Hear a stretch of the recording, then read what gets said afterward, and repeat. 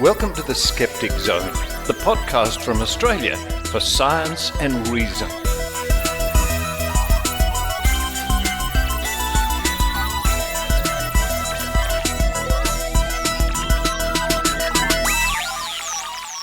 Yes, it's the Skeptic Zone podcast, episode number 806 for the 17th of March, 2024. Richard Saunders here once again in the Skeptic Zone studios in Sydney, Australia. And it's nice to be back in the Skeptic Zone studios. Coming up on this week's show, you can count on Adrienne with Adrienne Hill, and you can count on Kat McLeod as well. Kat and Adrienne get together to discuss mewing. Not like the Skeptic Zone cats. Where are they? Are you back there somewhere? I don't know where they are. Not like the cats. Mewing. What is mewing? Can you mew? Are you amused to hear about this? It's something to do with teeth. Mewing. An interesting fad. Claim. Coming up at the top of the show. After that, I speak to Melbourne comedian Alanta Colley, who is doing a new show at the Melbourne International Comedy Festival, and that show is called Trick or Treatment. And it's based on her experiences with various alternative medicine in places like Uganda, where she worked as a health worker. A funny lady with a curious mind, Alanta Colley.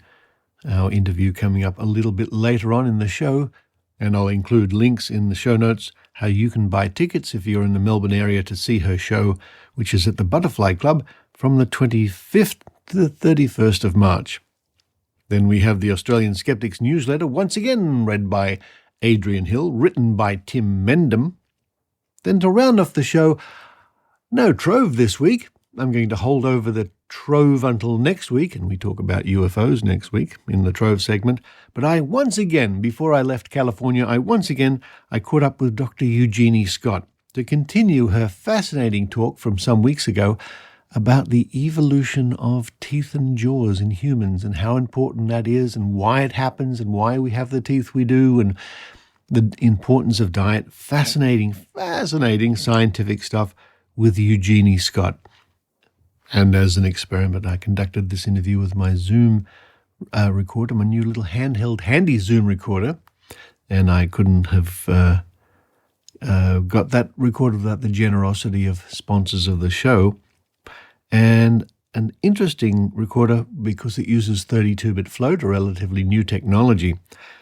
And it's a stereo recorder, so I was able to record my voice on one track, Eugenie's on the other, and another interesting aspect is during the interview there were some noisy clunks and bumps and people walking about because we conducted that in a cafeteria. And using various AI, I was able to substantially reduce, almost eliminate background noise in certain areas. It's a fascinating thing, this AI. I mean, sometimes we hear about students, for example, plagiarizing using AI or other things like that.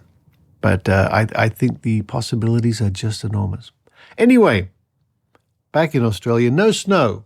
But if you're snowed under with work this weekend or you're snowed under with snow, depending on where you are in the world, I hope you enjoy this week's episode of The Skeptic Zone.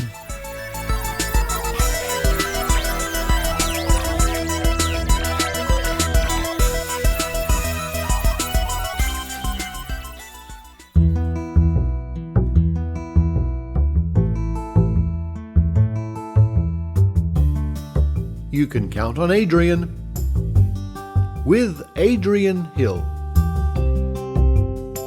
Hello, everyone. This is Adrienne Hill from Skookum Studios in Calgary, Alberta, Canada. And I have a special friend with me today who has been on the show before. And I'm very excited she's back. Welcome back, Kat. Hi, Adrienne. Thanks so much for having me back. Did you hear that interview with Eugenie Scott about teeth the other week? Yes, Kat, and it was fascinating. It got me thinking about mewing. Mewing? Like what cats do? No, when cats do it, it's cute. When people do it, it's weird. It stems from a father and son dental duo, or don't duo whose surname is Mew. And where are these Mews from? They're British and they were both credentialed orthodontists. The senior Mew, John, felt limited by traditional orthodontics, so he invented orthotropics, which is an orthodontic method claimed to be able to guide your facial growth. He would combine orthotropics with a bioblock system of treatment involving the use of palate-expanding appliances, followed by a postural appliance. There's a documentary that came out this year about the two of them called Open Wide. So where do you find that? It's currently out on Netflix in America, but I know a guy, so I've seen it before it has come out on Netflix in Canada. Gotcha. John experimented on his own children, the likes of which he admits likely should have landed him in jail, and then on 6 sets of identical twins, where one twin would get the traditional orthodontics while the other did orthotropics or tropics, depending on your accent. Did you just say he admitted to child abuse with his own kids? Basically, yes. He said in the documentary, and I quote, "I experimented on my children and it worked. I'm sure I should be put in prison for that," end quote. Wow. Yeah. The technique John came up with involves first making room in your jaw with spatial appliances, then redirect the growth to be the incorrect shape, making things infinitely worse than they were when this child started, which is when most people quit, because this deformation lasts for 4 years before the patient sees the final good result.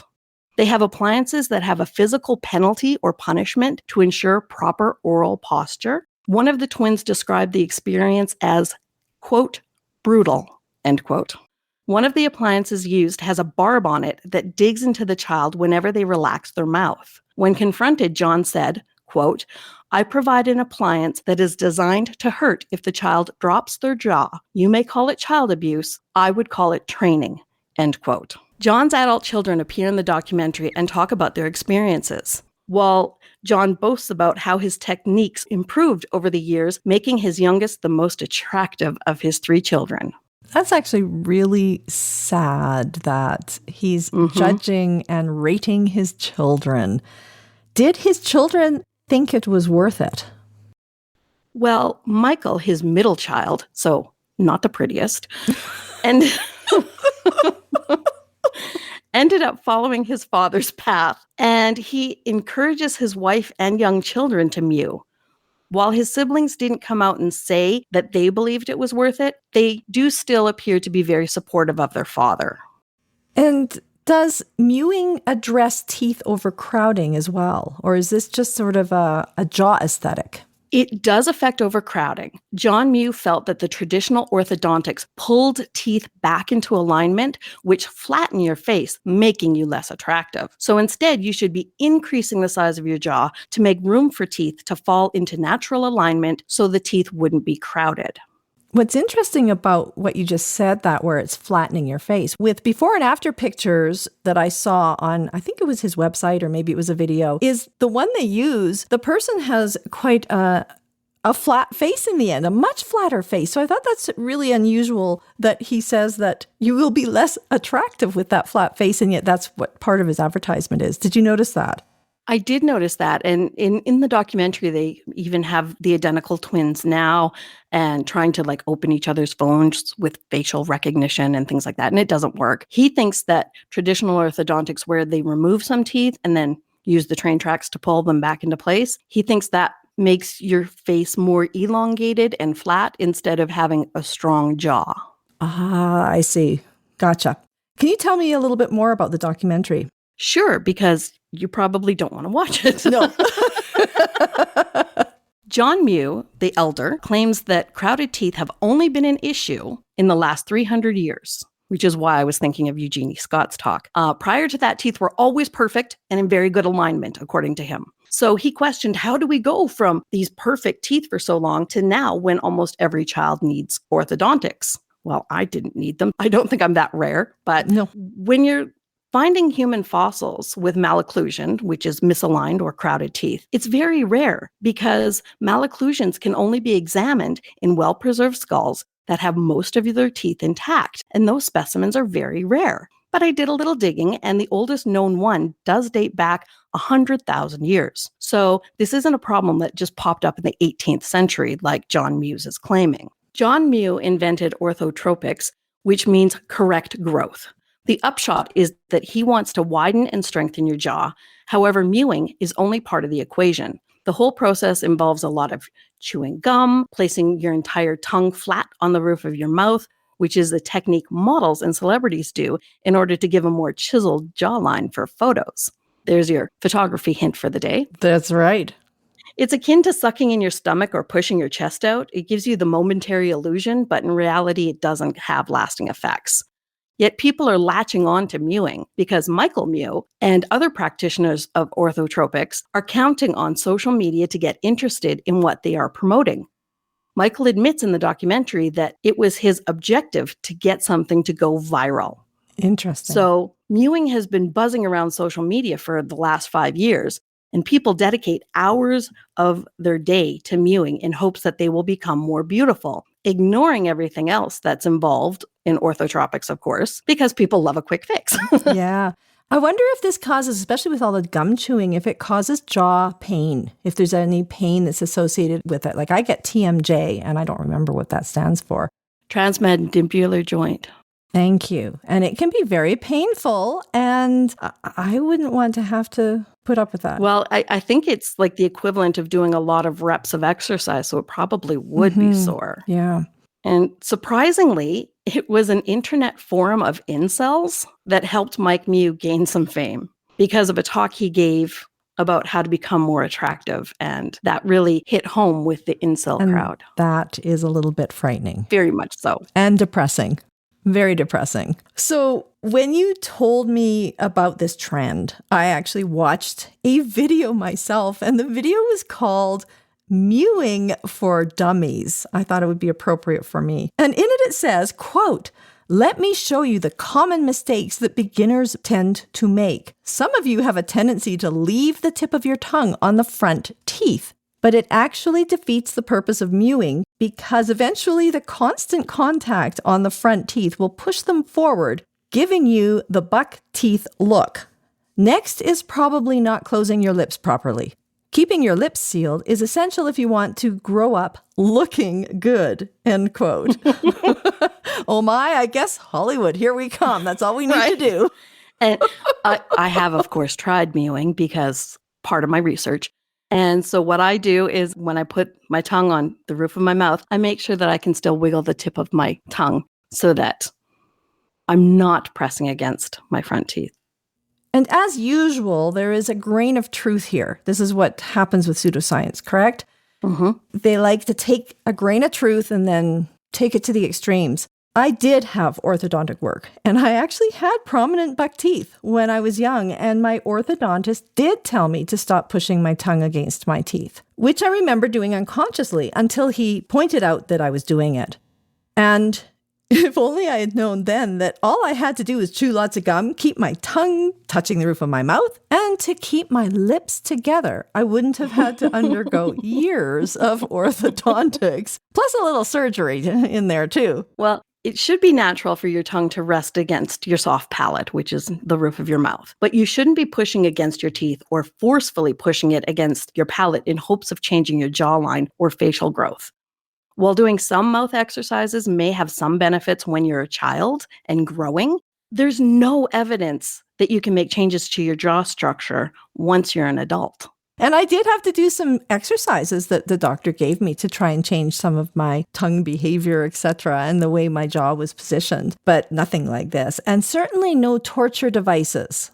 Orthodontics can be painful when they first tighten things, but after that, it's pretty benign. So no barbs sticking you, every few seconds if you happen to relax your jaw? No, none of that. It was unpleasant to a degree, but I would not call it torture. Right. My next question, because of the name mewing, is there a sound associated with this trend? Because mewing reminds me, of course, of cat sounds. Right? Mew. No. You don't have to make a sound when you mew. If you do, it should be the equivalent of the NG sound, like But because you should be mewing all day when you aren't speaking, you shouldn't be having to make noise constantly. In fact, some students are refusing to answer questions in class these days because they're mewing. They don't want to stop their mewing. Wow. That would be quite the problem for the teacher, I would think. And I assume that there would be support from parents too for them to do this. If the parents have bought into orthotropics, then yes, they would absolutely support the mewing all day, every day. I think the TikTok trend may not have parental support. If the student isn't talking in class, that actually has a learning impact on the student. So this is not a good thing. I find this really disturbing when this kind of pseudoscience comes from a licensed professional or licensed professionals. Are these two still practicing? Well, John Mew has been practicing this since the 1960s. And I believe the twin experiments were done in the 1970s. I couldn't find the exact date online, but based on the photos and the age of the people now, that's my best guess.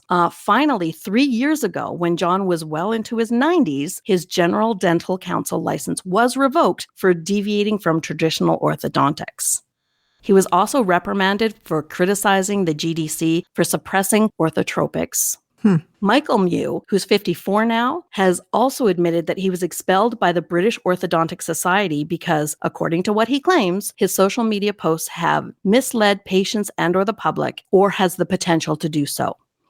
Mike is awaiting a decision from the GDC about a misconduct trial, which began in 2023, where a 6-year-old patient suffered seizure-like episodes after being fitted with the orthotropic head and neck gear. In a video released on February 25th of this year, a decision still had not been made, and Mike is worried about getting a possible YouTube ban. However, he's still promoting the documentary and his mewing app, which he claims is his primary source of income. Quote, in these challenging times with the GDC, end quote. It likely won't be shocking for you or the wonderful Skeptic Zone listeners to learn that both of the Mews also promote mouth taping for children. That's a nice little throwback to my first time being on the Skeptic Zone, isn't it? Yeah. Well, that is shocking. That's all I can say. I am speechless. Yeah. Which is a rare thing for me. I do always try to bring you the best stuff. Well, we're always having interesting, albeit sometimes very strange conversations, Kat. Hostage tape, mewing. You never know what you're going to get with this mouthy broad. But with you, we'll always get giggles. That's for sure. Guaranteed giggles on every episode. Oh my goodness. Well, thank you so much, Kat. It was a blast as usual. Remind everyone how they can find you. So you can find me on Kitty Corner Skeptic, on Instagram and TikTok, and of course here on the Skeptic Zone whenever you let me come back. I'm planning on having you back for some more giggles. I can't wait. Until next time, this is Adrienne Hill. Woohoo! Mew!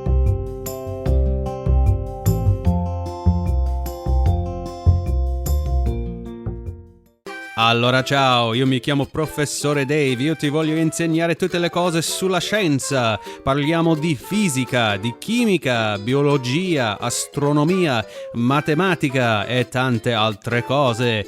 Guardami su YouTube, arrivederci. Hey everyone, this is Professor Dave. I want to teach you about all kinds of things regarding science. I want to tell you about physics. I want to tell you about chemistry, biology, astronomy, math, and many, many more things. Come check me out on YouTube. The channel is called Professor Dave Explains. Take it easy. He knows a lot about the science stuff. Professor Dave Explains.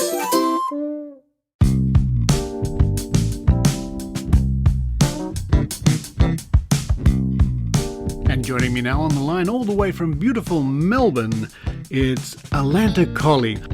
Hi, Richard. How are you going? I'm going really well. I've only just come back to the country, to this hot, sticky, warm, humid country. Well, Sydney is anyway. How are things in Melbourne? Melbourne is all of the temperatures. We had 3 days at the sort of 38 degrees during the week, and then it plunged back down into the 20s. So we're having all of the seasons in 1 week, as per usual. That sounds just about right. Listen, I've decided to tap you on the shoulder to come onto the show because I noticed that you're doing a show in Melbourne at the Butterfly club, the Butterfly Club. It's called Trick or Treatment, but before we get into what that's all about, what's your background? You're basically a comedian, aren't you? Yeah, my training is in international public health, so that's sort of my day job. I got my master's at Sydney University, and then sort of took myself to Uganda for a couple of years, and I've sort of worked in health education around disease prevention in Uganda, Timor, Kenya, Cambodia. So yeah, really passionate about that sort of like grassroots, community-led approaches to preventing diseases, particularly infectious diseases, which was deeply ironic in 2020 when I decided I would go full-time into comedy in January 2020, when the entire comedy sector closed down overnight. And comedy is all about timing. So if I didn't have good timing there.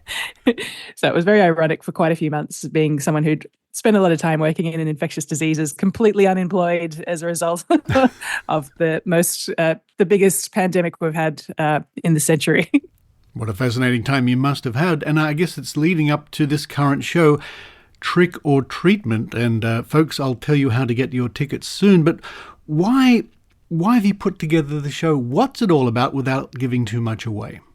I think I'm really interested in the world of alternative medicines, just in the sense of how I think there's not a huge amount of knowledge around it. So, in my time in Uganda, I saw various people sort of combining alternative medicines, for example, colloidal silver and electric acupuncture in mainstream medicine settings. And I think particularly for communities with lower health literacy, just seeing it sort of slide in without people necessarily understanding what medicine is evidence-based and what isn't. And I think a few years down the track, when I was back in Australia, sort of ending up in a world of got diagnosed with chronic fatigue and untreatable mercurial illnesses like chronic fatigue just attract alternative medicine sort of ads like flies. They love to rush into that absence of what mainstream medicine can do. And I think it was just been really interesting spending some time unpacking the evidence base behind it. And I don't think there's a great deal of literacy around a lot of it. So I was the show is a little bit of an opportunity to unpack some of that and to share with a broader audience, and hopefully in a lighthearted way that's still hopefully a bit entertaining. Yeah, so it's a very interesting approach you have. I mean, for us in the modern skeptical movement, of course, alternative medicine is one of the things that we are constantly examining, researching, looking at, evaluating, and all the rest of it. And I can only imagine, apart from the ones that you mentioned, what the medical scene in some of those countries must have really been like, because you have people with various ailments. And I bet they're confused as to what might be the best treatment for them. It's a really fascinating space. I think anyone who lives in a colonized country especially is sort of operating on a level of cognitive dissonance where they've got traditional knowledge and they've got, I guess you'd call imperial knowledge or the Western knowledge overlaid. And that's a very complicated space of cognitive dissonance. So I guess I'd be working along health practitioners who would be, Ugandan health practitioners would be heading out to villages. We'd be doing health education around the causes of tuberculosis, the causes of malaria, the big sort of infectious diseases. And at the same time, they would turn around and be like, oh, that person got that illness as a result of juju, which is voodoo. Right. It's a really fascinating. I think all humans have huge levels of cognitive dissonance, but the ability to hold two completely contrasting and mutually exclusive belief systems simultaneously. Yeah, it was very apparent to me in that space. I think we all do it, but I think especially when you've had those sort of layers of colonization and different people coming in, and particularly for places like Uganda that had huge influx. They had the British come in, and then you also have the next wave of missionaries bringing Christianity, and watching how religion in that kind of setting, parts of traditional belief attach really strongly to a new religion, and other parts sort of get subdued. And I think one of the things I'm the most fascinated on when I'm traveling the world is watching how new and old religions end up combining.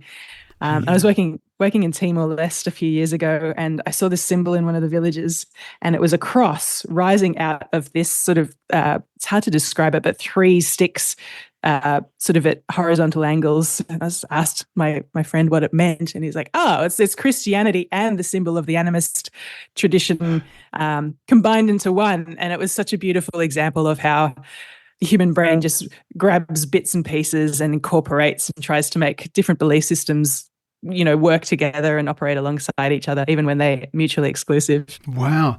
What a fascinating topic it is. And I also noticed that you've been quite active in the media. You've been on the ABC television here in Australia, I noticed, having a chat about artificial intelligence and can ChatGPT do Wordle? That was an interesting talk you gave on TV. And also you were, of course, our friend Dr. Karl Kruszelnicki. You appeared on his program. That's right. Yeah, I've had a few opportunities to do media. Talking about ChatGPT-4. The second you talk about it or make any judgments about it, it's already out of date. It's just an unbelievably fast-moving area of technology, and I don't think we're fully aware of what's coming next. But yeah, Dr. Karl is great. I've met him a few times. He's often down at Supernova, which is Comic-Con, a kind of Comic-Con happening in Melbourne, and he's everywhere. He's fantastic, and he's such a great science communicator as well. I think someone who has so much knowledge in their brain, but is able to just really break it down to the basics and use words that anyone can understand. So I think we've all got a lot to learn from Dr. Karl. Oh, certainly. We certainly do. Folks, the show is called Trick or Treatment. It's on at the Butterfly Club. It's part of the Melbourne International Comedy Festival. It's on from the 25th to the 31st of March this month. And for tickets, simply head to thebutterflyclub.com or even alantacolley.com. Look, I'll link to those 2 URLs in this week's show notes. Alanta Colley, really nice to catch up with you. I hope I can get to see one of your shows. I know you were doing some up in this neck of the woods when I was in another country, but that's just the way it goes. It's great. Great to chat to you, Richard. But for now, Alanta Colley, all the way there in Melbourne, thank you very much. Thanks so much for having me.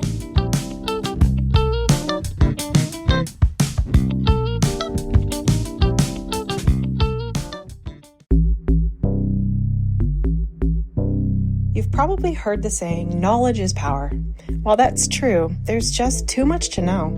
Plus, we carry access to nearly all of humanity's knowledge in our pockets. Unfortunately, there's also a lot of misinformation out there. Conspiracy theories, propaganda, pseudoscience, science denial, all of which are effective because they appeal to our biases and emotions. As Richard Feynman reminded us, no one can fool us like we can. Protecting yourself from misinformation requires better thinking. When you need reliable information, do you know where to find it and how to use it to make wise decisions? And importantly, are you aware of the thinking errors that might cause you to fall for misleading information? The bottom line is, knowledge is not enough. Thinking is power. I'm science educator and communicator Melanie Teresa King. Please visit thinkingispower.com to learn more about critical thinking, information literacy, and science literacy skills. Educators can find useful and engaging course materials and assignments for their students. And for a daily-ish dose of better thinking, follow Thinking is Power on X, Facebook, Instagram, TikTok, and YouTube.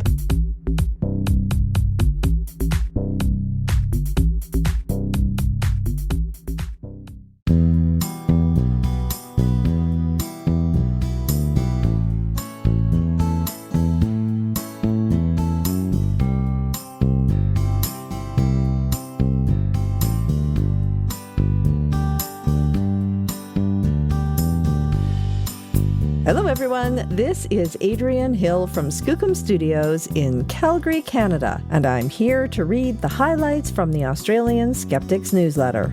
This is newsletter number 193. But don't forget, you can subscribe to this newsletter and get it delivered to your inbox every other week, complete with links to all the stories mentioned. Just go to skeptics.com.au to sign up. Now, let's see what Tim Mendham has for us this time. Hi all, says Tim. We're excited about a new development with our Skepticon convention in November. The inclusion of a Young Skeptics component to encourage high school science students in their endeavors, and work toward making sure critical thinking is always a criterion in assessing both scientific and pseudoscientific claims. Meanwhile, read on, Tim. Okay, Tim, I'll do just that. Skepticon 2024 in Sydney, November 23rd through 24th. Young Skeptics event. We're happy to announce that this year's Australian Skeptics Annual National Convention, or Skepticon 2024, will include a session devoted to young skeptics.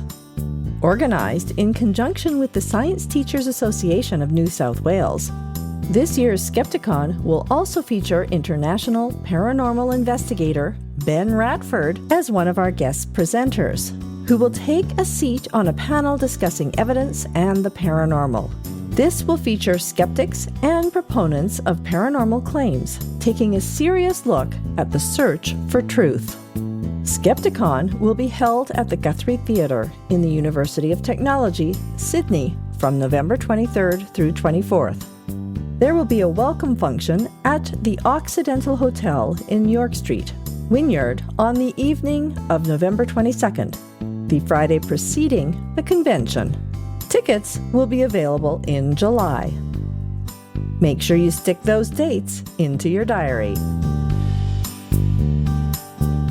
Pentagon says most UFOs are misidentified, ordinary objects. A report released last week by the Pentagon's All-Domain Anomaly Resolution Office, or AARO, says that U.S. government investigations into UFOs, or UAPs, since the end of World War II have found no evidence of extraterrestrial technology. The report concluded that most sightings were ordinary objects that had been misidentified. So, moos? M-O-O-S? Misidentified ordinary objects. I love that. The report followed on from a 2022 Pentagon announcement that AARO had not found any evidence to suggest that aliens had visited Earth or crash-landed here. The full 60-plus page report can be found from the link in the newsletter, so make sure you subscribe. Naturally enough, the UFO cabal, including our Bent Spoon winner Ross Coulthart, are out in force crying cover-up. Of course they are. And blaming Susan Gerbeck for being in charge. Business explodes for pet psychics. This is one of those some skeptics dismiss, but stories. But what is more interesting is that the story could be, quote, business explodes for AI-generated stories, end quote. Is this story generated by AI? It features the common characteristic of repetition of key points. Or is it a case of pet plagiarism? The story linked in the newsletter is authored by Anik Jezdanen, which is interesting because Jezdanen, who was a real journo, died of COVID in 2020, well before the datelines of a whole bunch of stories listed for him. The same pet psychic's story is also said to be written by Jenny Dean, who runs a website called floppycats.com. Both stories are credited as, quote, produced by Media Decision and syndicated by Wealth of Geeks, end quote. So what gives? Is Jenny being ripped off? Is Anik still alive and kicking? And can psychics communicate with pets? Does anyone care? 41% of Swedes believe in supernatural phenomena. A new study from Uppsala University shows that 41% of adult Swedes believe in some form of paranormal phenomenon, and among women, this figure is as high as 52%. However, men are in the majority among those who believe in UFOs. One paradox that emerges is that most of those who believe in phenomena that are not as yet recognized by science nonetheless think that science is the most reliable source of knowledge. The March 2024 issue of The Skeptic is out in digital form and will be available in hard copy soon. It looks at different approaches to coping with science and pseudoscience, teaching students the positive and negatives of media coverage and understanding the famous razor. There is also an in-depth look at the Bermuda Triangle, the mystery that refuses to die, despite years of detailed investigation and debunking. Plus the litany of dodgy health gadgets you can find in the marketplace, the acid-alkali dilemma, and a lot more. If you haven't subscribed yet, now is the time to do so. You can sign up for a hard copy or digital edition, or both, since the digital is offered free to those who take up the hard copy version. New subscriptions start with the next issue, but you can also order a copy of the most recent one as a treat. Contact the editor if you're not sure if your existing subscription needs renewing. Spotify's new song psychic. Oh, fun. I'm gonna have to check that out. When you enter a question, the examples are pretty inane. The song psychic asks you to press your finger on the screen, which is apparently not necessary. Then colors swirl around as mystical music hums in the background before your question is revealed in the form of a song. The company notes that its answers are, quote, generated entirely at random, end quote, meaning it's not leveraging your personal data or previous choices to come to its conclusions, as does and did Apple's iTunes Genius function. The experience is also designed for, of course, entertainment only. The site warns and, quote, should not be considered a serious source of advice on any issue whatsoever, end quote. An addition that a lawyer surely forced Spotify to include. It's a shame real psychics aren't as circumspect. 6 ways to tell if your psychic is for real. More like 6 ways to tell if your psychic is a fraud.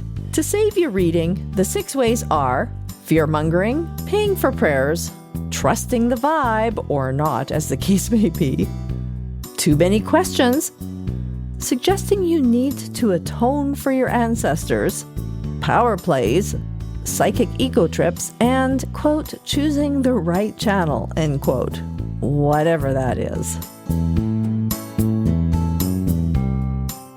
How telepathic messages might travel faster than light. If telepathic communication is possible, it may be that it is subject to a fixed speed of thought based on the clarity and intensity of the sender's thoughts. Or could it be unaffected by physics so we can have instantaneous transference over any distance? Or maybe it doesn't exist at all, which would solve everyone's problem. Freaky, haunted childhood toys. Quote, from the real Annabelle to hair-eating Cabbage Patch Kids. Here are toys that gave us the creeps for good reason, end quote. But honestly, Elmo? Well, now that the newsletter is done, I think I will raid my piggy bank to find enough loonies and toonies to be able to go and pick up a twofer to share with some friends. Yes, we really do have coins in Canada called loonies, since the $1 coin features the beautiful bird, the loon. And when the Canadian Mint started releasing the $2 coin, it was only natural to call it the toonie. Oh, and that's spelt Toone to line up with the Loone of loony, which differentiates it from the crazy kind of loony spelled with a Y at the end. And in case you're wondering, a twofer, spelled TWOFOUR, so 2-4, is a case with 24 beer in it. Because Canadians love their beer, especially when watching a hockey game. Until next time, this is Adrienne Hill.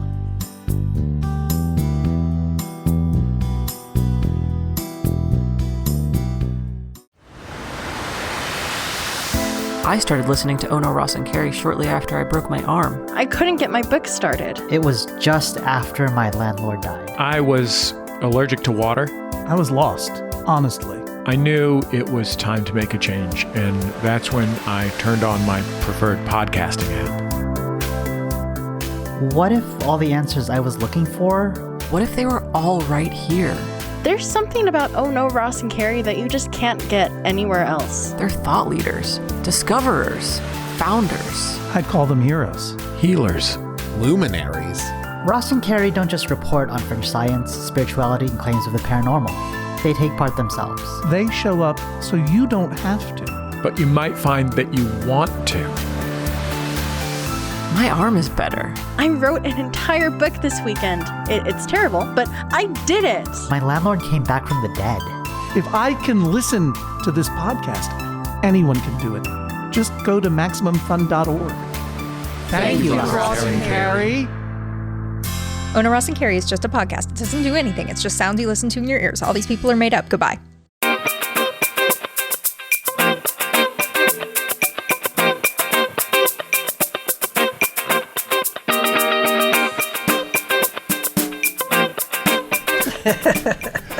Here we are in Oakland, California, just down the road from Berkeley.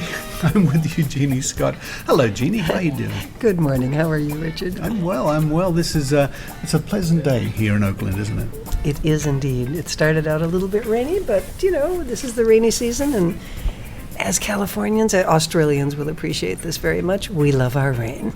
We need our rain. And so let's fill up those reservoirs and let's get the snowpack high in the Sierras. You've been getting some lately. Works for me. This is why the good Lord made rain boots, right? And my umbrella, which failed the other day, but sometimes wind goes along with rain, so what can you say? Now, the last time we spoke to you was at the Hangout. Your hangout, the hangout that you did for Bay Area Skeptics. And that was what a wonderful afternoon that was in the Berkeley Public Library. We had so much fun. What you did for our hangout? Yes, was how to do a podcast. Yeah, exactly. Yeah. And you really went into some very interesting details on how you got ideas for stories. Actually, how you gave a little bit of personal history, which I enjoyed, and everyone else, is how you got into the podcast biz back in the day. And you've been doing this for a very long time, 800 and as we speak to each other, I think this will be on 5. 5, yeah. I think so. 805. Yeah. Moving or along. 6, 5 or 6. Well, listeners know because they heard the beginning of the show. Yes. And also, in that hangout for Bay Area Skeptics, you talked about how you edit, how you create music, how you insert and delete. It was really fun, and you showed us all. And I interviewed you on the spot. Yes, that was fun. And I took that interview, put it right into my system, and started to mix the music right on the spot for the audience to see. Yeah. And that was very interesting for the people who were there. And of course, they were part of it too. They were laughing and enjoying our interview. But have you ever given that talk and had it recorded someplace? That's the first time I ever gave it. Yeah, that's my very first time. I did that talk. Created that talk for you, for the hangout. And I thought, all right, I'll keep that one. And I might be giving it soon in another country, which will remain nameless until I'm sure I can get there. Totally understand that. In which case, I really hope that they have a recording of it, because it would be, you and I have given a lot of presentations over the year, and it's worthwhile going to a presentation live, even if you can find a similar presentation by the same person online, because there is an audience interaction component that is different. Yes. And if you are part of that audience, then it's a different experience for you than if you just open up a YouTube someplace. This is true. Although I'd much rather have have a YouTube recording of something like that so I can refer people to it, which is what I'm doing right now. That's right. So I hope that this upcoming invitation does work out, that you get your transportation to that unnamed country and give the same talk, because it was really fun. Yes. And then you will post it someplace or post a link to it someplace, and other people can hear it too. Yeah. Oh, I'll see. I mean, I'll see what I can do with my plans. This unnamed country, eh? This an unnamed country? Maybe in North America, eh? I can hear Adrienne giggling right now. I really can. As well she should. As well she should. She sent me a wonderful little picture the other day. She's, she works from Skookum Studios. Indeed. And she's had a mouse pad made up, which says Skookum Studios. Oh, that's funny. That's great. Yeah. But I think I did enjoy my interview with you. We were talking about teeth and jaws. And I think there was something that you said you wish you said in the interview. The interview got going, or you popped that topic onto me, which was surprising to me, because the previous night or thereabouts, we had dinner with another couple. Yes. That was very enjoyable, and the husband of the couple had made the mistake of saying, "And what did you do for your dissertation?" And that got me going, alas. Wow. But then when you actually asked me during the hangout to sort of reprise part of that conversation, I think you had specifically asked me about the size of jaws and dental functioning, and somehow I got off on some other aspect. We got more off on teeth. Well, the number of teeth. It's all about teeth, yes. But, which is more than any human being really cares about teeth, unless you are an anthropologist, but there you have it. And the point of that was that you have two jaws, an upper maxilla and a lower mandible. Right. And in both of those jaw parts, you have two kinds of bone. There's the sort of basal bone, which is very solid bone, and then there's a lighter bone, shall we say, called the alveolar bone. Uh-huh. Now, the roots of your teeth go into the alveolar bone, and when you are a child and you have your deciduous or baby teeth, of course, you're not doing very much chewing, and the roots for the deciduous teeth, the baby teeth, are very shallow anyway. But there's some movement. You don't realize it, but when you chew, your teeth move a tiny bit. Really? It's unnoticeable. Yeah. But there's, think of it's like a vibration almost. I mean, when you're chewing on something. Yes. Eventually, you'll get your permanent teeth, and the alveolar bone expands in size, of course, to fit those longer roots. And as you continue chewing, your teeth will move slightly, and that stimulates the alveolar bone, which deposits more bone. Bone is a living tissue. It builds and resorbs your whole life, if you're lucky. And the tougher the food substances that your culture provides you as a growing human being, the more you get that stimulation of the alveolar bone, and the larger that alveolar bone grows, which means the less likely you are to have crowding of your teeth. Now that becomes important when dietary changes take place in a culture. And of course, for human beings in general, we've gone, roughly from the 10,000-foot level, as it were, from hunting and gathering to food production, to incipient agriculture, and then full agriculture. And of course, human beings today, except for very few tribal populations around the world who are still hunter-gatherers, but we are dependent upon food production and agriculture and animal husbandry. Now, going from a hunting-gathering type of diet where you are you're cooking, so you are softening food to some degree, but it's generally a tougher and harder diet than the food production diet. Right. Partly because with food production comes settlement and things like pottery.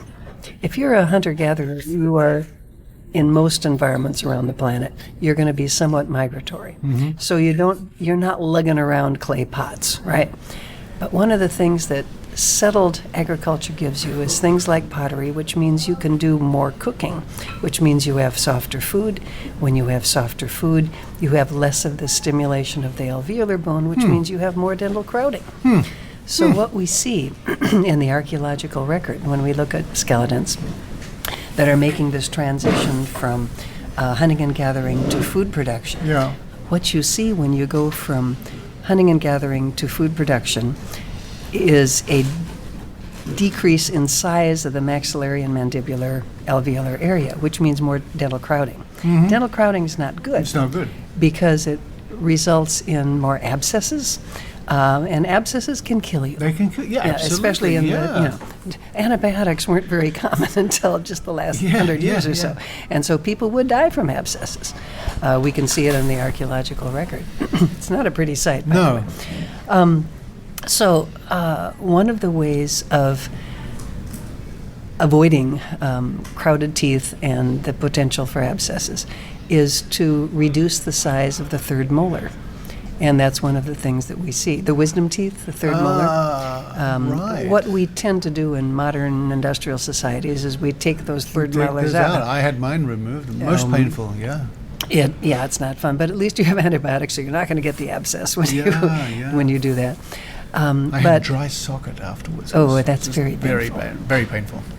Sorry, listeners. Probably everybody listening to this has either had third molar extraction or knows somebody who has. The young man next door, who is a high school senior, had all 4 out on the same day. I felt so bad. He just was really limping. I had 3 out day. under general. It's pretty, and it was pretty still grim. Not good. And that's because we have much softer diets today than our Pleistocene ancestors, I bet. who had bigger alveolar bones and actually, in some cases, even bigger maxilla and mandibles. But mostly it has to do with the toughness and hardness of the food that you're eating, stimulating the growth of the alveolar bone, and providing or not providing enough room in those in that part of the jaw for all of the teeth. So you get natural selection for reducing the size of the third molar, or even what's called third molar agenesis. The third molars don't even form. Really? Which beats taking them out. Yeah, I'm all for that. That's right. Maybe we kind of increase natural selection Let's a little faster. This, yes. Yeah, too bad. So anyway, that was you had asked me specifically about that. Well, during the now hangouts. you've and I bored people yet one more time. You've brought our listeners up to date with one of the points that you were making that evening when we had that delightful dinner, and again, I never crossed my mind. Why would it? But it's a fascinating topic. Anthropologists are full of funny little anecdotes like that. I'm sure Don't get me started. You know what I really like about the Bay Area Skeptics, apart from anything else, is the fact that you're keeping the social aspect going. You've got the hangouts, you've got the meetups. Trying. But you are. A lot of people might have given up. So I know you recently had a very good meetup, wasn't it? We have our Skep Talks once a month. Skep Talk, that's what I'm trying. Those are online. Yeah, that's fine, because people around the world can join in, right? Yes, that's, and we, I'm generally the one who organizes those. Yeah. We do need more board members in Bay Area Skeptics. There you are. Anybody in the Bay Area who wants to, how can they get in touch, by the way? Just write to info@baskeptics.org. All right. Well, I'll add a link to the BA Skeptics in this week's show notes anyway, Jeannie. We have the baskeptics.org, which is our website. We also have a YouTube channel where you can see videos of all of our last several years of Skep Talks. Yeah. And I really try to get interesting people. Some of them you've heard of before, some of them you haven't. We were talking about this the other day, actually. By the way, we are organizing, Bay Area Skeptics is organizing its annual Northern California Skeptical Conference, Skeptical. Skeptical, yes. With the Sacramento area skeptics and some other Northern California skeptics groups. Santa Cruz, Susan's in on this and all that. Anyway, we're getting our list of speakers. One of the things about Skeptical, and to some degree our Skep Talks as well, is we try to do subjects and people that maybe are not on the canon, as it were, of skepticism. Although the one that we just had this last Thursday is Paul Offit, who is, of course, canonical. He's so wonderful. Of course. Talking about vaccine. But sometimes you just have to take advantage of topics and events. Paul has just come up with a new book, and this is we wanted to give him an opportunity to talk about it. Plus, he's just so good. He's good. Yeah, he's just good wonderful. Value, yeah. Well, that's sort of like the philosophy we have in Sydney at Skeptics in the Pub. We try to get a range of people to come and speak to us. Yeah. And of course, it doesn't have to be about skepticism, but it's scientifically related or interesting. We'll have them. A very enjoyable talk we had some years ago was by a doctor of, I can't remember what her doctorate is in, but she's in the Australian Museum and her speciality is frogs. And that was fascinating, and everyone loved it, you know. Well, it's actually a very interesting scientific problem because amphibians are really taking it on the chin these days. Yeah. Did she talk about the great extinction event of frogs? You know, she could have. Amphibians? I am talking 5 or 6 or 7 years ago. I don't recall. Yeah, and I'm now, supposed to remember 40 years ago lecture topics. But the point is, of course, you know, when people come to a skeptical talk, it's not necessarily skeptical, it's scientifically related, and it could be the latest planetary discoveries or all sorts of, or teeth. Or teeth. Well, you know, there's yes, but one of the things that we try at Bay Area Skeptics to do is to, if it's a straight up science topic, which we certainly have had, we try to get a skeptical angle on it. You know, well, what are the misconceptions about this topic? Good point. Yeah. What are, you know, you think this is the case about X, but actually the literature, the science research shows Y. Yeah. And I think that's kind of a universal mindset for skeptics around the world who do these sorts of things, because it's nice to have a slightly skeptical spin on it.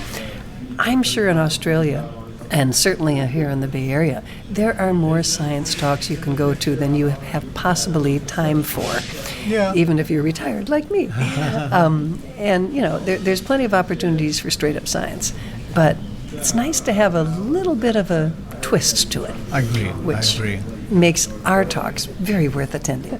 Well, folks, you don't need any more excuses. If you're in the Bay Area, check out the Bay Area Skeptics. Always enjoyable, always interesting. Second Thursday of the month for the Skep Talks. Again, link in this week's show notes. Jeannie, a pleasure to catch up with you once again. Always a pleasure to talk to you and the Australian skeptics.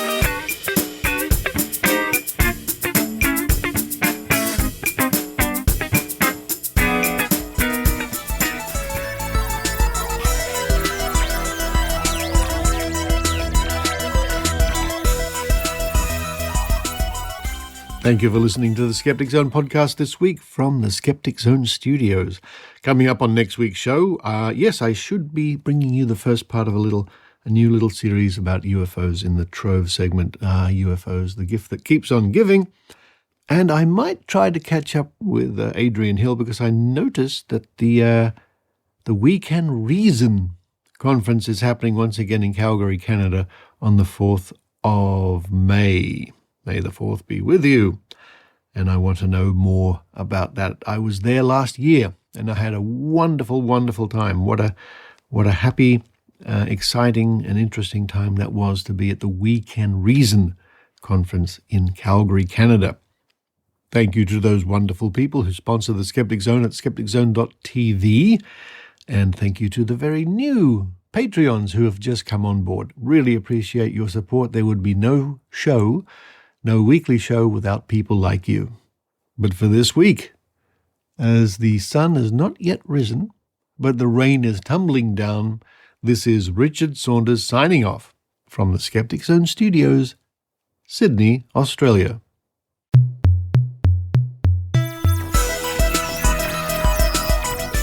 You've been listening to the Skeptic Zone podcast. Please visit our website at www.skepticzone.tv for episodes and show notes with links going back to 2008. You can follow the Skeptic Zone on Facebook, X, TikTok and YouTube by clicking the links at our homepage, together with links to support the show financially via Patreon or PayPal. The Skeptic Zone is an independent production.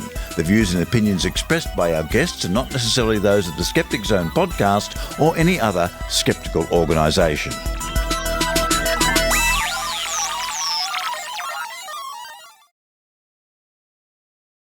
I was very, very sad this week when there was nothing in. I call it the after party. He calls it the Easter egg, but Easter is religious, and I don't like Easter. So I call it the after party after, and there was none. Nothing. I know. I listened on YouTube and nothing, so I went back to like the Skeptic Zone website. Nothing. Oh, no. It's always disappointing. Now that you know it's it was there. very disappointing. I'm like, no dice game, no, beer with Brian, nothing. No after party. Yeah. Dear Richard, I miss it when it's not there. I'm going to send him that. No beer with Brian. I love beer with Brian. I think that's good. Beer with Brian. Right? Did you see all those pictures? I'm pretty sure there was like 6 different pints of beer going down there. I don't know if it was 6 different places, but that wasn't the same pint. And sometimes it's not beer. Sometimes it's just booze with Brian. That could be. Yeah. All right. Booze with Brian. Booze with Brian time. Saucy sessions with Boozy Brian. And joining me now for the after party, the Easter egg, it's Adrienne Hill from Skookum Studios. Hi, Adrienne. How are you doing? I'm doing well. Thank you for that wonderful chat you had with Kat earlier in the show about mewing. I know. Isn't that crazy? Mewing. It's always so fun to get together with Kat. We giggle a little too much, though, I have to say. Well, I mean, the edit you sent to me didn't have too much giggling. I can just imagine what's on the cutting room floor. Oh, yeah, there's a lot. Because she's hilarious. She is so funny. And she just will throw little zingers in all the time. And they are really fun. Okay. So I always have a blast. But I always put aside a little bit of extra time. Kind of like with Susan Gerbeck. You have to add extra time. All right, so it's time, because this is the Easter egg section of the show. It's time to do the dice game. Here you are. This is what we'll be using today. I'm holding up for the camera so you can see it, a D10. Nice. Lovely. Let's both of us put our psychic powers to the test. Here's my Skeptic Zone pad. I'm going to go roll 1, 2, 3, and the supplementary. Okay. What's your psychic prediction for roll 1? I think it's going to be a 3. Oh, a 3, okay. Adrienne says 3. I'm going to say 6. What about roll 2? A 1. A 1. I'm going to go 4. Roll 3. A 4. I'm going to go 7. And the supplementary.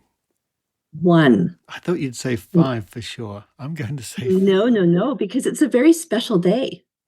It's March 14th, which is Pi Day. Yes, we're recording on March 14th. Yes. All right. I think I got the first 4. I'm terrible. I'm no Ross Blotcher. 3.14. I know 3.14, but I think, you know what? I used to know that. It doesn't matter. I think it's 3.1415, I believe. 3.14. I think you're right.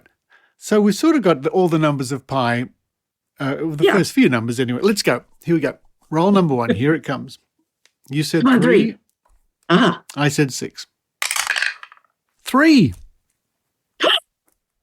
How about that?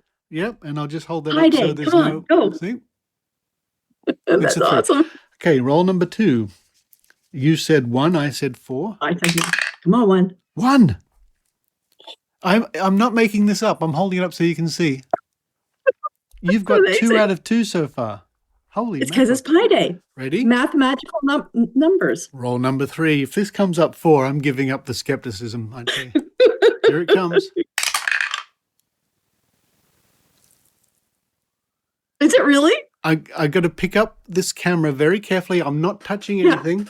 No. Can you see that? It's a 4.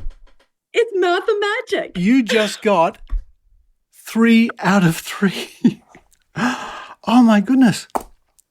No, that earns some giggles for sure. That is amazing. Okay, supplementary. 1. Come on, 1. Here it comes. You said 1, I said 5. 5. I tell you what. Oh, we got the Susan. Well, Susan will be happy now. We're on a roll. You got 3 out of 3. You got 3. I did. That's pretty rare. Wow. And that wasn't a put up. That wasn't, a funny thing for the show because I was showing you the roll of the die. My goodness me. Maybe you should apply for the Australian Skeptics $100,000 challenge. Maybe I should, but I should only ever do it on Pi Day because it only works on Pi Day. Thank you, Adrienne.